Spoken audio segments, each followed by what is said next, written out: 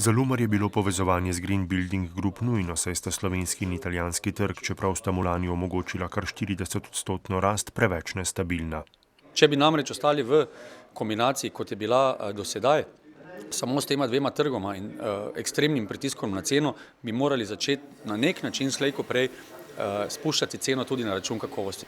Kar pa dolgoročno ne prinaša uspeha, pravijo v Lumarju, ker v povezovanju ob številnih sinergijskih učinkih vidijo tudi dolgoročno stabilnejšo prihodnost. Brez tega povezovanja bi se mi bili konkurenca tako majhni, ne glede na to, kako in koliko smo dobri, bi bili seveda zelo ranljivi. Green Building Group, ki je prvi tovrsten evropski holding na področju montažne gradnje, pa v Lumarju vidi ne le možnost vstopa in širitve na jugozahodne evropske trge, pač pa tudi pomembno razvojno komponento.